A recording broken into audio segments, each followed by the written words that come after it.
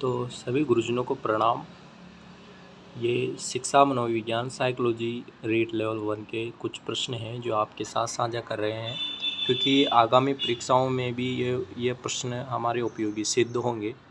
इनको देखने से और हमें जो थोड़ा बहुत याद आ जाने से हमने कहाँ कहाँ गलतियाँ की और किस टॉपिक से हमारे प्रश्न गलत हुए हैं, उन सब का हमें पता लग जाएगा। तो देखते हैं पहला प्रश्न कौन सा है। जैसे कि पहला प्रश्न था, बुद्धि लब्धि का सूत्र किसने दिया। तो इसमें ये दो ऑप्शन थे जो बहुत से कंफ्यूज हो गए होंगे इसमें। तो इसका जो सही आंसर होगा वो टर्मन ही होगा, ठीक है। और एक बालक की वास्तविक आयु 16 वर्ष तथा बुद्धि लब्धि 75 है, तो उसकी मानसिक आयु ज्ञात करें, ऐसा प्रश्न था। तो इसमें जो आएगा वो आएगा 12। हम ऑप्शन से भी निकाल सकते थे, जैसे मान लीजिए कि MA/CA, ये हम ऑप्शन में से भी निकालते तो MA मान लेते हैं हम, उसकी मानसिक आयु 12, CA मान लेते हैं हम, उसकी 16। और इनको जब हम बराबर करेंगे तो ये 75 के आसपास आएगी इसकी IQ ये है। और आगे हम बात करते हैं, जैसे दुकानदार द्वारा की गई गणितीय गलती जिसे बालक आसानी से समझ गया।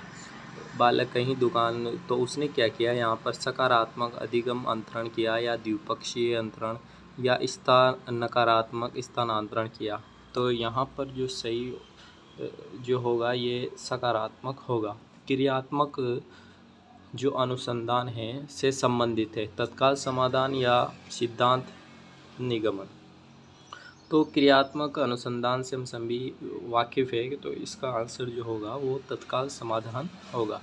और मिलान कीजिए, ऐसे कुछ 4 ऑप्शन थे, ये एक याद आया, तो इसके आधार पर आप ये एक मैच होने पर वो पूरा ही मैच हो रहा था, तो ये एक सिफेलोकोडल जैसे सिर से पैर की ओर का होता है, तो ये भी हो गया, ठीक है। अधिगम का सिद्धांत नहीं दिया, ऐसा प्रश्न था, तो उसमें था स्किनर, कोहलर, ब्लूम, ऐसा कुछ ऑप्शन था इसमें, तो इसका आंसर यही होगा, बाकी नहीं होंगे क्योंकि सभी ने अधिगम के सिद्धांत दिए हैं। विकास होता है, तो यहाँ पर बहुत से कन्फ्यूज होंगे कि विशिष्ट से सामान्य होता है या सामान्य से विशिष्ट, क्योंकि 2 ही ऑप्शनों में आते हैं। तो ध्यान रखिए, जो विकास जो होता है वो हमेशा सामान्य से विशिष्ट होता है, और विशिष्ट से सामान्य जो होता है ये शिक्षण विधियों से संबंधित। तो शिक्षण विधियाँ और विकास काफ़ी अंतर है। विकास और शिक्षण विधियों में सूत्र जो चलता है वो तो चलता है आगमन का, विशिष्ट से सामान्य। किंतु विकास जो होता है वो सामान्य से विशिष्ट होता है। जैसे कि पुनर्बलन का सिद्धांत किससे संबंधित है, ऐसा प्रश्न था, तो इसमें क्रिया प्रस्तुत अनुबंधन ऐसे दे रखा था, तो इसका आंसर ये होगा। और एक जो ऐसे परिभाषा भी पूछी थी, जिससे कि सीखना व्यवहार में उत्तरोत्तर सामंजस्य की प्रक्रिया है, crow and crow, Skinner, Woodworth. तो इसका सही आंसर होगा वो होगा स्किनर। ऐसे खाली स्थान दे रखा था और पूछा था कि तब होता है जब परिपक्वता और अनुभव के कारण मनुष्य में क्रमबद्ध और प्रगतिशील परिवर्तन होता है। तो क्या होता है यहाँ पर, विकास, प्रगतिशील से संबंधित कोई शब्द अगर हमें दिखाई दे रहा है तो वो है विकास, तो इसका सही आंसर हो जाएगा विकास। और ये तो हम जानते ही हैं कि RT 2009 के अनुसार शिक्षण जो घंटे हैं वो कितने हैं, तो 45 आवर होते हैं ये।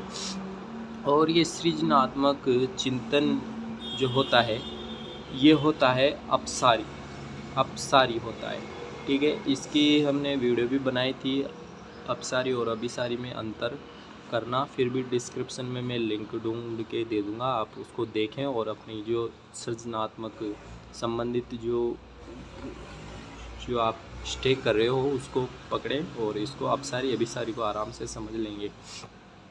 पूर्व बचपन अवस्था से संबंधित नहीं है, तो पूर्व टोली आयु अनुकरण जिज्ञासा, ऐसे कुछ ऑप्शन थे, तो इनमें थोड़ा डाउट है, तो इनको मैं छोड़ दे रहा हूँ।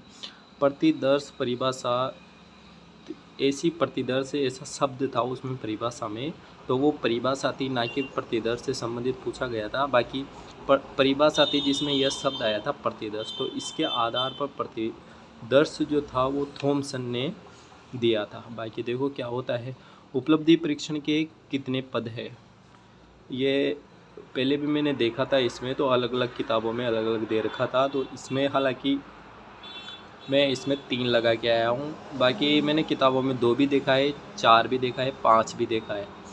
तो इसका कुछ कह नहीं सकते, हो सकता है कि आपका 4 सही हो सकता है 4 सही हो आपका। तो इसमें देख लेना, प्राथमिक स्तर के लिए कौन सी शिक्षण विधि उपयोगी नहीं है, प्रोवेल, मोंटेसरी, व्याख्यान और डाल्टन। तो प्रोवेल, मोंटेसरी प्राथमिक जो विद्यालय हैं उनके लिए, और व्याख्यान उच्च के लिए हो जाएगा। तो इसमें हो जाएगा अपना आंसर, वो हो जाएगा सी, व्याकरण। 2 विरोधी इच्छाओं का उत्पन्न होना, ये जो पिछली बार रेट में आया था ये वापस रिपीट हुआ है इसमें। तो ये क्या हो जाता है, द्वंद्व होता है, ना कि कुंठा। कुंठा तो अगर लक्ष्य प्राप्ति में अगर कोई बाधा उत्पन्न हो तो कुंठा होती है, और विरोधी 2 इच्छा तो उसमें द्वंद्व हो जाता है। एक ऐसा प्रश्न था कि रवि की बुद्धि लब्धि औसत आयु से अधिक है, गणित में अच्छा है, पढ़ने वाचन में सामाजिक जो विज्ञान में कमज़ोर है, लेखन कौशल में अच्छा है, अधिगम का विकार है। तो लेखन कौशल में अच्छा है तो डिस्ग्राफिया तो होगा ही नहीं, डिस्कैलकुलिया नहीं होगा, क्योंकि इसमें दे रखा था कि गणित में अच्छा है ना। तो ये दोनों ऑप्शन तो होंगे ही नहीं इसके। और बाकी थी डिस्प्रेक्सिया जो है, ये शारीरिक क्रियाओं से संबंधित होता है। तो इसमें जो पढ़ने वाचन में सामाजिक कमज़ोर है, तो पढ़ने से संबंधित डिस्लेक्सिया होता है, इसे पठनफेक्सिया भी बोलते हैं। तो इसे ध्यान रखना आप, ये कई परीक्षाओं में बार बार प्रश्न यहाँ से निकल के आता है। आंतरिक अभिप्रेरणाएँ, तो ऐसे कुछ ऑप्शन थे, जैसे कि कोई कक्षा में प्रथम आने के लिए पढ़ रहा है, कोई जिले में प्रथम आने के लिए पढ़ रहा है, और किसी को किताबें पढ़ना अच्छा लगता है या किताबें पढ़ने में रुचि है। तो जो रुचि अंतर्मन, जो आत्म प्रेरण के प्रेरक के सिद्धांत वही होते हैं जो स्वयं से भी प्रेरित हो, किसी के कहने या ना कहने से उसे कोई फ़र्क नहीं पड़ता हो, वो उसे पढ़ने में रुचि हो। शिक्षार्थी परीक्षण में महत्वपूर्ण कौन होता है, तो हम सभी जानते हैं कि जो परीक्षण में जो होता है वो बालक होता है। प्रकृति और पोषण विवाद किससे संबंधित है, तो प्रकृति से संबंधित जो है, तो यहाँ पर आ जाएगा जैसे कि प्रकृति आनुवांशिक और पोषण वातावरण से होता है। तो ये इसका आंसर ये से। प्रतिभाशाली बालकों में बुद्धि लब्धि होती है, तो इसमें ये 130 और 140, 130 प्लस होता तो ये डाउट में हो जाता प्रश्न। बाकी इसमें 140 भी दे रखा था, तो उचित ऑप्शन 100% 140 प्रतिभाशाली बुद्धि लब्धि होती है प्रतिभाशाली बालकों की। व्यक्तित्व मापन की प्रक्षेपी विधि है अवलोकन, साक्षात्कार और कथानक संप्रति परीक्षण।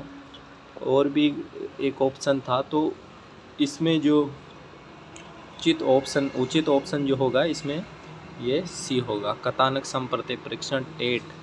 ये जो भी टेट जो भी होते हैं, ये सभी क्या होते हैं, परीक्षण होते हैं, प्रक्षेपी होते हैं ये जो टेट जिसमें भी लिखा होता है। बाकी आप इनको देखें। प्रतिभाशाली बालक का गुण होता है जिज्ञासा, अति सक्रियता। इसमें ऑप्शन बना रखे थे उन्होंने, जैसे कि 1 2 ए में 1 और 2 ऐसे कुछ थे, तो इसमें भी आपने अच्छे से कर ही लिया होगा ये। और समायोजन की विशेषता से संबंधित प्रश्न थे। अचेतन का अर्थ यहाँ निष्क्रियता या निर्जीव भी शब्द था, निर्जीव था, निष्क्रियता नहीं था यहाँ पे, और निर्जीव एक भी ऑप्शन में निर्जीव भी था। तो इसका निर्जीव होगा, तो फिर तो निर्जीव अचेतन का अर्थ निर्जीव हो जाएगा इसमें। तो निर्जीव सही, सब सही होगा, अचेतन का अर्थ निर्जीव हो जाएगा इसमें, निष्क्रियता तो शायद नहीं होगा उसमें। बाकी और भी प्रश्न थे जो ध्यान नहीं आ रहे हैं, तो ऐसी घबराने वाली कोई बात नहीं है। इसमें सिर्फ आपको जो है वो प्री मात्र है ये, तो मेंस की आप अच्छे से तैयारी कीजिए। और ये तो हो ही गया, जो हो गया हो वो हो गया। अब इसके बारे में कोई किसी के कम भी आए हो तो इतनी निराश होने की कोई ज़रूरत नहीं है। बस आपने जहाँ जहाँ गलतियाँ की है उनको आप सुधारें और आगे भविष्य के प्रति आप सतर्क रहें। और इसी के साथ मैं विदा लेता हूँ। और अभी तक अगर आपने चैनल को सब्सक्राइब नहीं किया है तो सब्सक्राइब कर लीजिए। और धन्यवाद।